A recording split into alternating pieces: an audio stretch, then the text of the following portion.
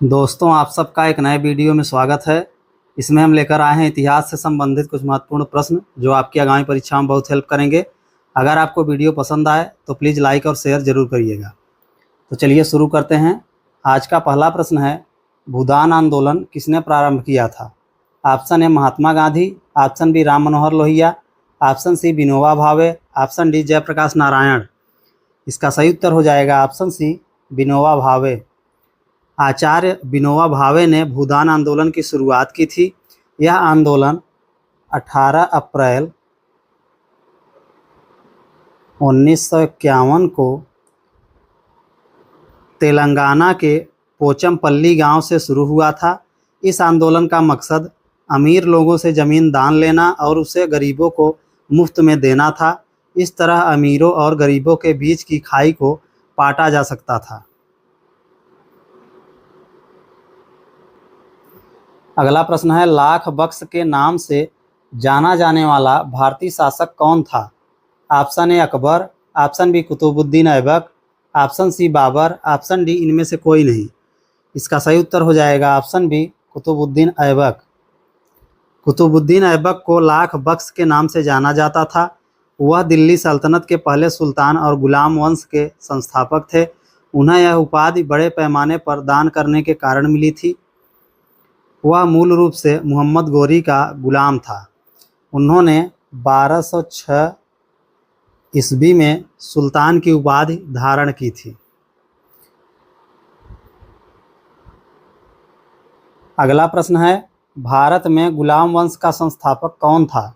Option A Kaiqubad, option B Aram Shah, option C Qutbuddin Aibak, option D इनमें से कोई नहीं। इसका सही उत्तर हो जाएगा ऑप्शन सी कुतुबुद्दीन ऐबक। भारत में गुलाम वंश की स्थापना कुतुबुद्दीन ऐबक ने की थी। हालांकि इल्तुतमिश को गुलाम वंश का वास्तविक संस्थापक कहा जाता है। इल्तुतमिश कुतुबुद्दीन ऐबक का दामाद और गुलाम था। इल्तुतमिश ने दिल्ली के सिंहासन पर बैठने के बाद राजधानी को लाहौर से दिल्ली स्थानांतरित किया।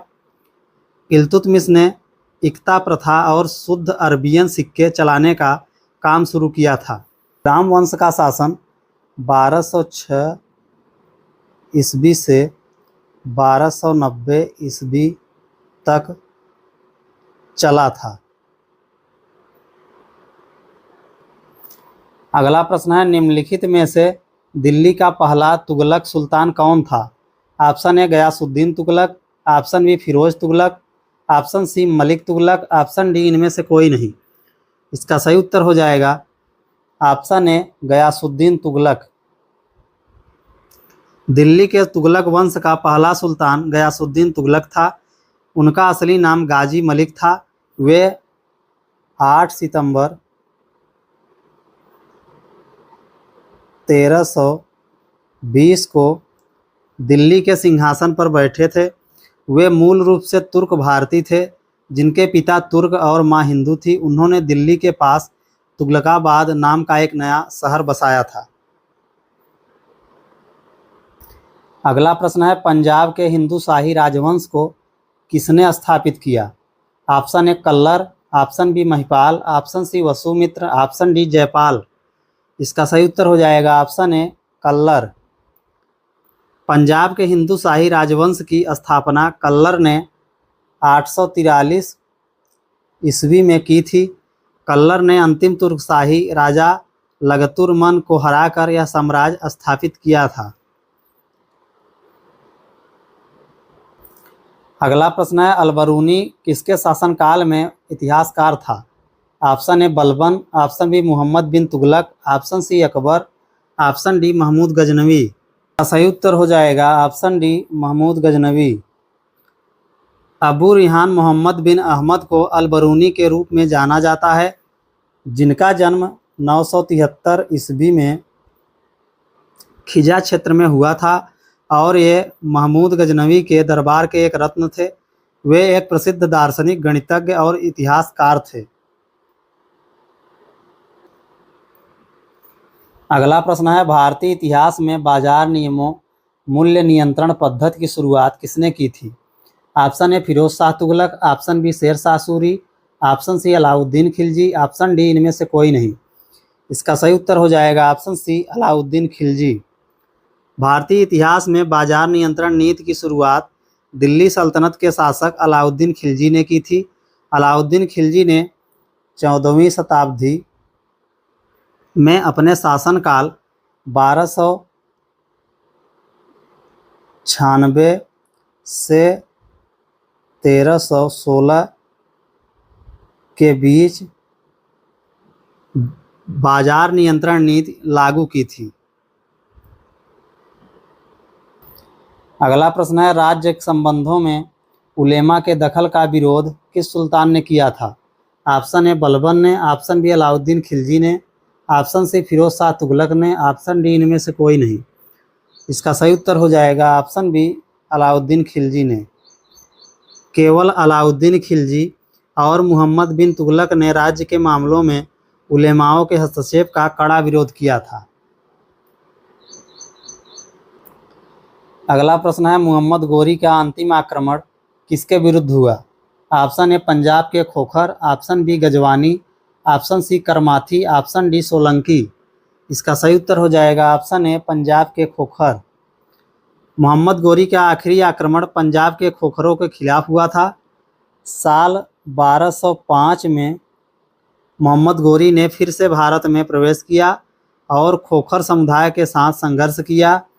15 मार्च 1206 को कुछ शिया विद्रोहियों और हिंदू खोखरों ने सिंधु नदी के किनारे दमयक नाम की जगह पर मोहम्मद गोरी की हत्या कर दी।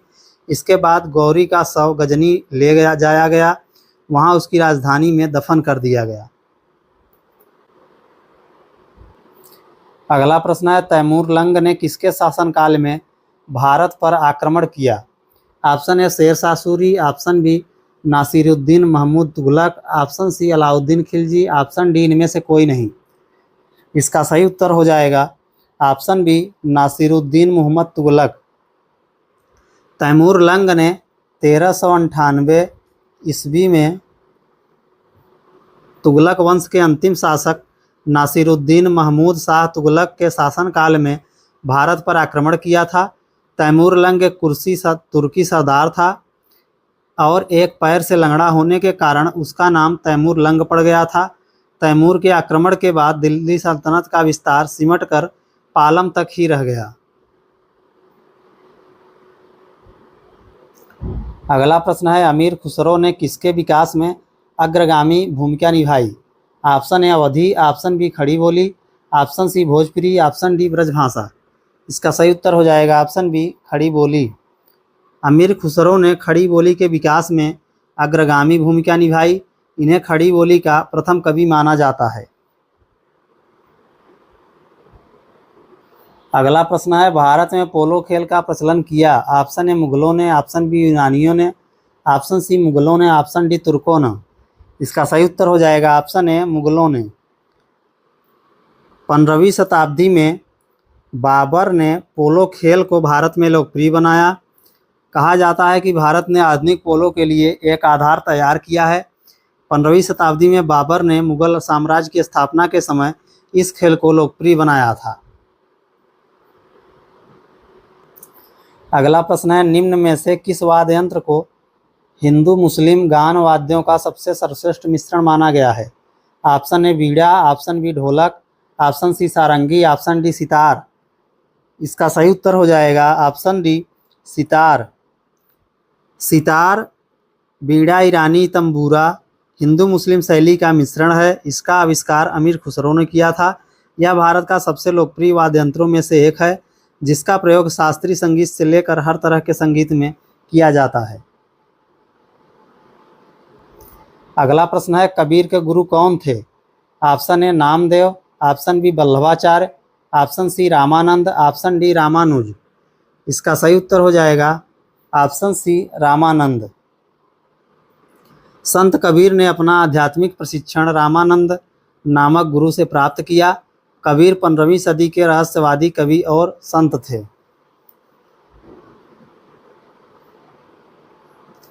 अगला प्रश्न है, संत कबीर का जन्म कहाँ हुआ था? Option A Delhi, option B Hyderabad, option C Mathura, option D Maghar.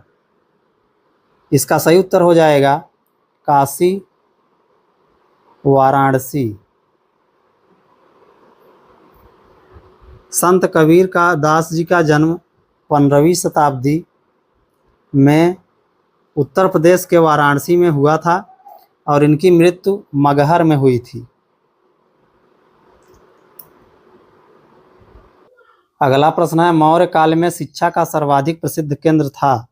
Option A Nalanda, option B Takshashila, option C Vaishali, option D Ujjain. इसका सही उत्तर हो जाएगा ऑप्शन बी तक्षशिला। मौर्य काल में शिक्षा का सर्वाधिक प्रसिद्ध केंद्र तक्षशिला था। मौर्य युग की अवधि के दौरान सबसे प्रसिद्ध शैक्षिक केंद्र तक्षशिला विश्वविद्यालय, जिसे अभी भी दुनिया का सबसे पुराना विश्वविद्यालय माना जाता है, जिसकी उपस्थिति 5वीं या 6वीं शताब्दी की है। अगला प्रश्न है, भक्त तुकाराम कौन से मुगल सम्राट के समकालीन थे। Option A Akbar, option B Jahangir, option C Aurangzeb, option D Babur. इसका सही उत्तर हो जाएगा ऑप्शन बी जहांगीर। भक्त तुकाराम मुगल बादशाह जहांगीर के समकालीन थे। जहांगीर ने 1605 से 1627 तक शासन किया था, जबकि तुकाराम का जन्म 1608 ईस्वी में हुआ था। इनका निधन 1649 में हुआ था।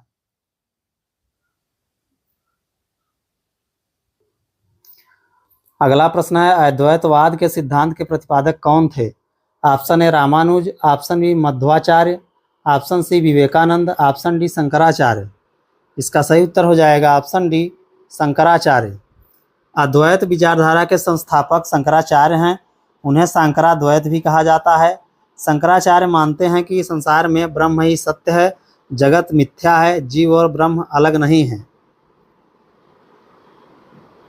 अगला प्रश्न है, किस संत ने ईश्वर को अपने पास अनुभव करने के लिए नृत्य एवं गीतों को माध्यम बनाया। Option A Shankardev, option B Gyandev, option C Chandidas, option D Chaitanya Mahaprabhu. इसका सही उत्तर हो जाएगा ऑप्शन डी चैतन्य महाप्रभु। चैतन्य महाप्रभु ने ईश्वर को अपने पास अनुभव करने के लिए नृत्य और गीतों का माध्यम बनाया था। अगला प्रश्न है, ब्रिटिश सरकार ने महात्मा गांधी को जो उपाधि दी थी और जिसे उन्होंने असहयोग आंदोलन में वापस कर दिया था वह थी। Option A Hind Kesari, option B Rai Bahadur, option C the right honourable, option D Kaiser e Hind. इसका सही उत्तर हो जाएगा option D Kaiser e Hind. British सरकार ने महात्मा गांधी को दी गई कैसर ए हिंद उपाधि, जिसे उन्होंने असहयोग आंदोलन के दौरान त्याग दिया था। बोअर युद्ध के दौरान महात्मा गांधी को उनकी सेवाओं के लिए यह उपाधि दी गई थी। भारत के गवर्नर जनरल लॉर्ड हार्डिंग द्वितीय ने साल 1915 में उन्हें यह उपाधि दी थी। असहयोग आंदोलन की शुरुआत 1 अगस्त 1920 को हुई थी। यह आंदोलन भारतीय स्वतंत्रता संग्राम का एक अहम हिस्सा था। इस आंदोलन के दौरान महात्मा गांधी ने उपाधियों और मानद कार्यालयों का त्याग किया था। उन्होंने सरकारी दरबार और आधिकारिक कार्यों में भी भाग नहीं लिया था। दोस्तों, अगर आपको हमारा वीडियो पसंद आया तो प्लीज़ लाइक और शेयर ज़रूर करिएगा।